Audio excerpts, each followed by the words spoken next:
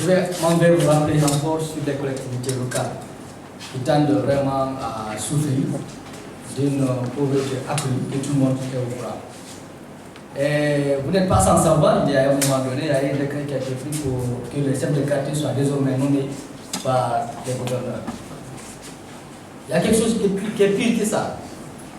À l'époque, tout le monde connaissait, il y avait une agence qui existait qu'on appelle l'ANAFIC, qui réalisait des activités de part et d'autre dans les communes. Mais c'est comme si cette instance, cette agence n'existe plus. Je me pose la question à savoir pourquoi. On ne fait pas les erreurs du passé, c'est vrai, mais ne rejetons pas les biens du passé. On comprend encore une fois de plus, ils ont l'intention de faire des réformes, des refondations, mais ce qui est bon, il faut le maintenir ici. L'ANAFIC a construit tellement des infrastructures et cela n'était pas gratuit. C'était un prélèvement des subventions des sociétés minières qui étaient à hauteur de 15% qui étaient réservées à cette agence.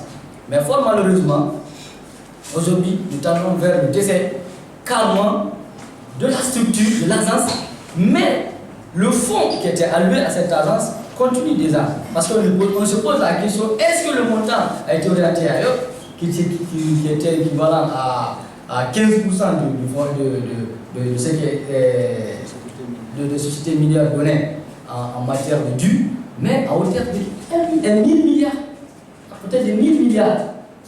Et jusqu'à preuve, il y a eu des jeunes qui ont été employés dans ces localités, qui travaillaient aujourd'hui, qui sont au chômage, qui ne font rien, plutôt.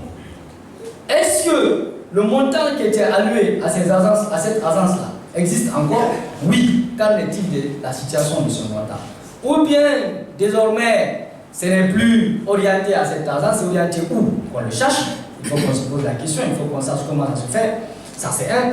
Deuxièmement, il y avait des 5 communes de Conakry qui gagnaient une subvention qui était prélevée du port autonome de Conakry, de l'aéroport international et des recettes douanières. Aujourd'hui, point d'interrogation, est-ce que ces communes-là reçoivent cela? Durant toutes ces années, les communes, selon nos informations, ils n'ont reçu que 200 milliards. 200 milliards sur l'ensemble de ces fonds-là. Qu'en est-il de ces fonds? Point d'interrogation. On a vraiment un droit de regard sur la gestion de nos collectivités. On doit avoir un droit de regard sur l'ensemble des actions posées par le CNRD. Nous ne critiquons pas parce que nous voulons les critiquer. Nous avons une nationalité commune. On a le droit à connaître ce qui se passe dans notre pays.